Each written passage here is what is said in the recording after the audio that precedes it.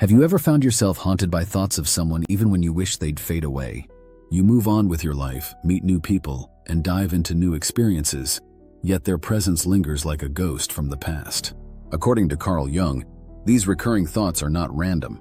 They are signals from the unconscious mind, urging us to look deeper.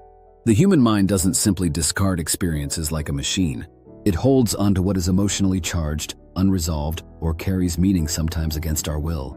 Today, we'll explore why certain people remain in your thoughts, what Jung's theories reveal about these deep connections, and how to break free from their hold. Stay with us as we uncover the hidden layers of your mind. Have you ever wondered why certain people linger in your thoughts, even when you wish they wouldn't? According to Carl Jung, the unconscious mind is a vast reservoir of memories, emotions, and symbols. Unlike the conscious mind, which processes logic and facts, the unconscious holds on to what carries deep emotional significance. It doesn't forget what matters. Instead, it keeps a record of what is unresolved, unfinished, or deeply meaningful. If someone keeps appearing in your thoughts, it's a signal that your unconscious mind is still holding on to them for a reason. This reason may not be immediately clear, but it's a clue that something remains unprocessed within you, a hidden psychological connection that needs to be explored. This connection might not be about the person themselves, but rather the emotions tied to them. For example, it could be love that was never fully expressed, regret over an action left undone, admiration for qualities you desire, or even lingering resentment that was never resolved. Our unconscious mind holds on to these emotional threads, replaying them in the background of our lives until they are acknowledged. Jung believed that the mind doesn't replay what is meaningless. Instead, it fixates on what carries emotional weight, on what needs to be integrated into our conscious awareness. Sometimes, this process can feel like haunting a ghost from your past that resurfaces in quiet moments. You might be in the middle of a busy day when suddenly, a memory or thought of that person appears. This isn't random, it's a message from your unconscious mind urging you to pay attention. In some cases, these lingering thoughts are tied to feelings you haven't fully processed. It might be the pain of a lost relationship, the unspoken words you wish you had said, or the dreams you had that never came true. Your unconscious mind holds on to these emotions like an open wound that needs healing. The more emotionally charged the experience, the stronger its hold on your thoughts. Sometimes the person occupying your mind is not just an individual, but a representation of something bigger, a symbol of a lesson you need to learn, a wound you need to heal, or a part of yourself that is waiting to be acknowledged. Jung's concept of the collective unconscious suggests that we are all connected by an invisible network of shared experiences and archetypal symbols. This means that certain people enter our lives and imprint themselves onto this deeper part of us. If you find yourself constantly thinking about someone, it might be because the emotional thread connecting you to them was never fully cut. Until you confront and process the underlying emotions tied to that connection, your unconscious mind will continue to bring that person into your thoughts. Carl Jung believed that when someone occupies your thoughts, it's often not about them at all, it's about you. This idea forms the foundation of one of Jung's most powerful concepts, psychological projection. This unconscious act involves attributing your own traits, emotions, or unresolved conflicts onto someone else.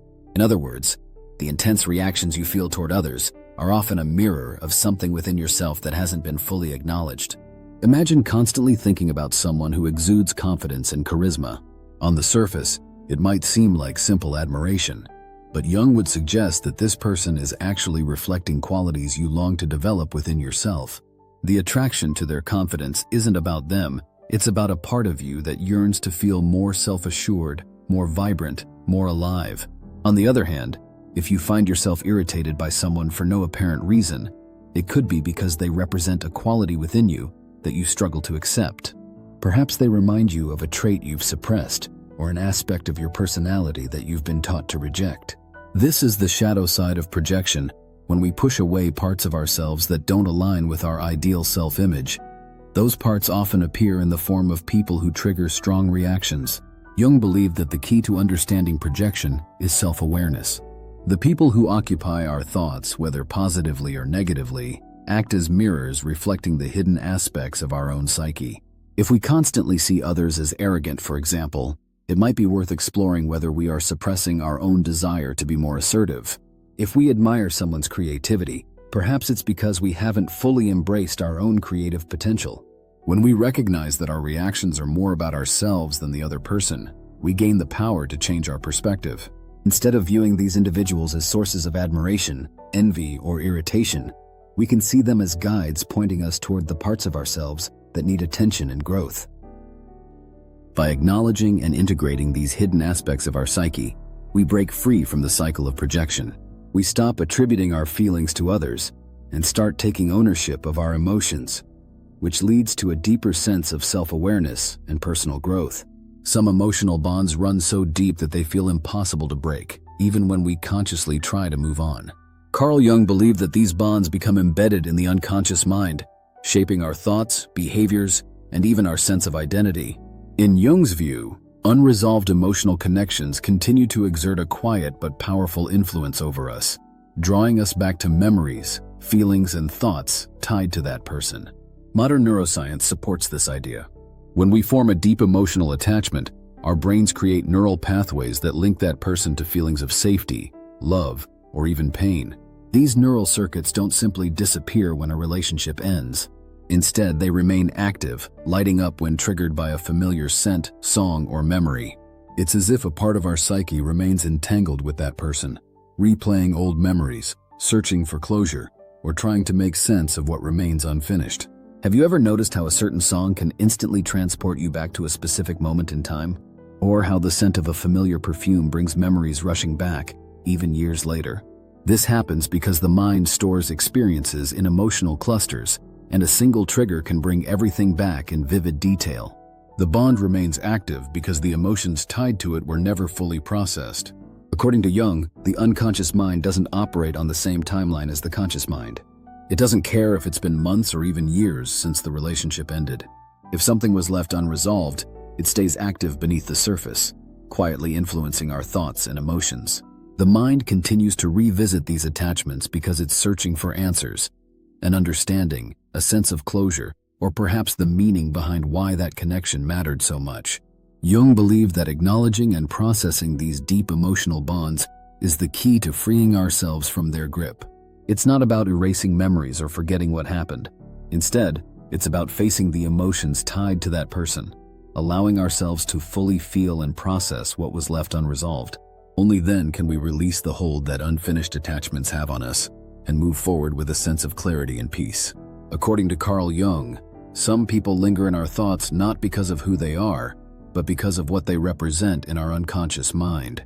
In Jungian psychology, archetypes are universal symbols that represent different aspects of our psyche. These archetypes are primal images inherited from our collective human experience, shaping our perceptions and behavior. When someone plays the role of an archetype in our lives, they stop being just an individual and instead become a symbol of a quality or desire within us. For example, a person who takes on the role of a mentor may represent wisdom, guidance, and direction. They embody the archetype of the sage, illuminating a path forward when we feel lost or uncertain. Similarly, a lover may symbolize vulnerability and the desire for deep connection. They embody the lover archetype, representing our longing for intimacy, passion, and self-expression. When we feel a deep emotional bond with someone who embodies this archetype, it often means we're seeking that connection within ourselves as well. But there are other archetypes too, including the shadow, the darker aspects of our personality that we tend to suppress or deny. Sometimes the person who lingers in our thoughts reflects qualities we refuse to acknowledge in ourselves, such as anger, jealousy, or fear. This reflection can be unsettling, but it's an invitation to explore and integrate those hidden aspects of who we are. When someone becomes an archetype in your unconscious, they become more than a person. They become a mirror that reflects an important aspect of your personal growth. Until you understand what they represent in your life, they will continue to resurface in your thoughts. Jung believed that recognizing the archetypal role someone plays is essential for self-awareness and personal development. The key to breaking free from the influence of archetypal figures is to understand their significance in your journey. What do they symbolize? What lesson or quality are they inviting you to explore within yourself? By acknowledging these deeper meanings, you can transform your relationship with these figures from one of fixation to one of growth and integration. The people who occupy your thoughts are often mirrors reflecting deeper parts of your own psyche. They are invitations to explore unresolved emotions, unacknowledged desires, and aspects of yourself waiting to be integrated. By embracing self-awareness and taking time to process these connections, you can break free from the hold they have over you. Remember, the key to finding freedom is not to forget these people, but to understand what they represent within you. Thanks for watching, and don't forget to subscribe to Intuitra for more insights into psychology, philosophy, and the journey of self-discovery. Until next time, stay curious and keep exploring.